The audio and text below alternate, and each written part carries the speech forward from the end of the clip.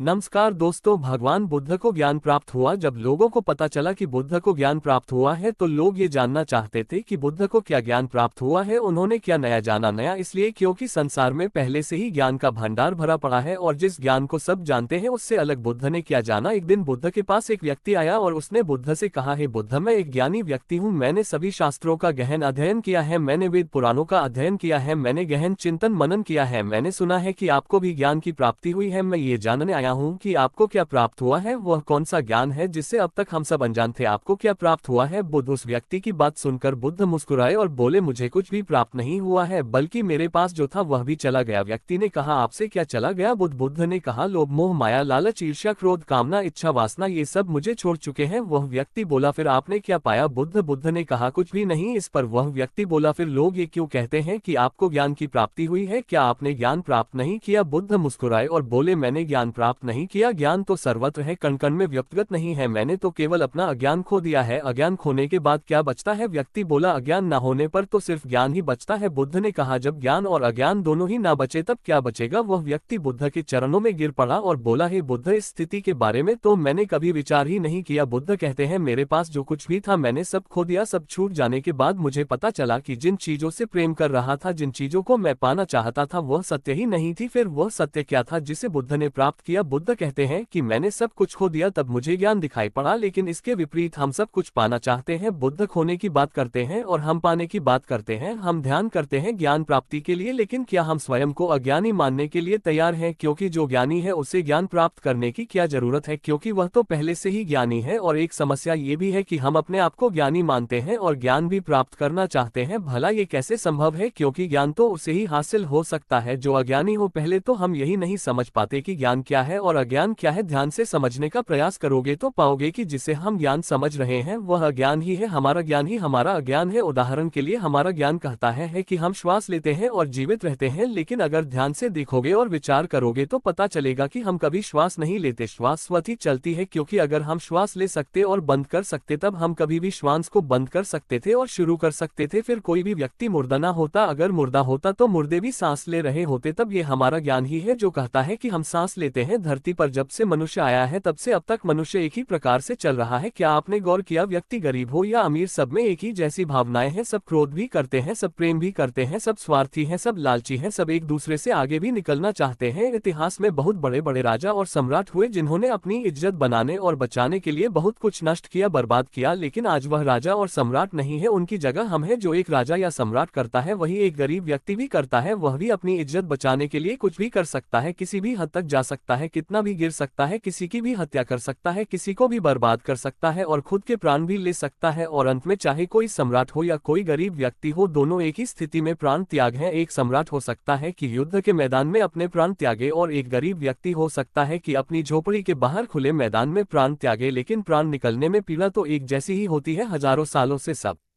कुछ एक जैसा ही घटित हो रहा है, उसमें कोई बदलाव नहीं हुआ है, सिर्फ चेहरे बदल रहे हैं। फिर भी हम इतने ज्ञानी व्यक्ति हैं कि उन सब से हम कुछ भी नहीं सीखते। हम भी वही गलतियां दोहराते हैं जो पहले ही हो चुकी हैं और उसका परिणाम भी हम जानते हैं, फिर भी उन्हीं गलतियों को बार बार करते रहते हैं। इसीलिए बुद्ध कहते हैं हम अज्ञानी हैं, क्योंकि जिससे हम अपना जन समझ रहे हैं वही ज्ञान हमें सत्यता से दूर रखता है। बुद्ध जिस सत्य की बात करते हैं उन्हें जो सत्य प्राप्त हुआ, या जो सत्य होता है वह ब्रह्मांडी होता है। वह हर जगह हर समय हर स्थिति पर एक जैसा ही होता है, उसमें कोई बदलाव नहीं होता है। लेकिन हमारा जो ज्ञान है, हमारा जो सत्य है, वह परिस्थिति समय और स्थान के बदलने पर बदल जाता है। एक सत्य जो भारत में सत्य है वह दूसरे देशों में असत्य हो जाता है। जैसे प्रेम और करुणा एक यूनिवर्सल सत्य है, ये हर जगह हर स्थिति में एक जैसा ही होता है, ये हर जीवों में एक जैसा ही प्रकट होता है, चाहे इंसान हो या जानवर। जैसे एक माँ अपने बच्चे से प्रेम करती है, वैसा ही एक गाय अपने बछड़े से करती है। प्रेम जाति धर्म और शारीरिक बनावट से परे है। इसीलिए बुद्ध प्रेम और करुणा की बात करते हैं, लेकिन बुद्ध जिस प्रेम और करुणा की बात करते हैं हम उसे समझ नहीं पाते। प्रेम तो हम भी करते हैं, लेकिन क्या वास्तव में हम प्रेम करते हैं? एक पति कहता है मैं अपनी पत्नी से बहुत प्रेम करता हूं, लेकिन कुछ समय बाद वही पति अपनी पत्नी की हत्या कर देता है। अब ये कैसे संभव है कि जहां प्रेम था अब उसकी जगह क्रोध ने ले ली? क्योंकि यहाँ प्रेम था ही नहीं, सिर्फ शारीरिक आकर्षण था, इसीलिए वह समय के साथ बदल गया। हम प्रेम या कोई भी व्यवहार कहाँ से सीखते हैं? ये हम अपने परिवार, आसपास के लोगों और समाज से ही सीखते हैं। हमारी बुद्धि हमारे विचारों से ही निर्मित होती है, लेकिन हमारे आसपास के माहौल से ऐसे विचार हमारे अंदर डाले जा रहे रहे हैं, जिससे हमारी बुद्धि और समझ का पतन होता जा रहा है, वह विकृत होती जा रही है। प्रेम एक स्वाभाविक प्रक्रिया है जो स्वयं प्रकृति की देन है और यह प्रकृति का एक हिस्सा भी है। प्रकृति हमसे प्रेम करती है, वह हमारा सभी प्रकार से ध्यान रखती है, लेकिन इसके बदले वह कभी हमसे कोई मांग नहीं करती, जबकि हम ही प्रकृति को नष्ट करने में लगे रहते हैं। यह वह प्रेम है जो हमारे अंदर भी होता है, लेकिन हम इसे भूल गए हैं। जिस प्रेम को हम जानते हैं और प्रेम समझते आ रहे हैं वह बनावटी है, वह स्वार्थ पर टिका हुआ है। उसे हमने बाहर से यानी अपने समाज और आसपास के लोगों से सीखा है। समाज में जैसा दिखाया जाता है हम बिल्कुल वैसा ही करना चाहते हैं, वैसा ही बनना चाहते हैं, हम वैसा ही प्रेम भी करना चाहते हैं। हम हर चीज में समाज की नकल करना चाहते हैं, हम अच्छा दिखना चाहते हैं, लोग हमें देखें तो कहें कि देखो कितना प्रेम है इनमें। वास्तव में जो सत्य है वह बहुत दूर नहीं है, बिल्कुल हमारे नजदीक ही है, वह हमारे ही अंदर है। हमने अपनी आंखों में पट्टी बांध रखी है, दिखावे की पट्टी, समाज की नकल करने की पट्टी, इसलिए हम अपने अंदर के सत्य को देखना ही नहीं चाहते। या ये कहो कि हम इतने व्यस्त हैं कि हमें ये सोचने का समय ही नहीं है कि हम रोज जो कर रहे हैं उससे हटकर कुछ और भी किया जा सकता है। अपनी सामाजिक बुद्धि को छोड़ दे, जो समाज ने सिखाया है उसे कुछ समय के लिए भूल जाएं और कुछ समझे, खुद को जानने का प्रयास करें। आपके सबसे करीब आप खुद ही हैं, आपसे ज्यादा आपके करीब और कोई हो ही नहीं सकता। दूसरे किसी भी व्यक्ति से ज्यादा आप स्वयं को बेहतर जानते हैं। देखें कि आप क्या जानते हैं, क्या सच में आप अपने बारे में कुछ जानते भी हैं या बस ऐसे ही जिए चले जा रहे हैं। जन्म लेना और रोते चिल्लाते इस दुनिया से चले जाना इस जीवन का उद्देश्य कदापि नहीं है। अगर आपको ये जानकारी अच्छी लगी हो तो इस चैनल को सब्सक्राइब करें। धन्यवाद।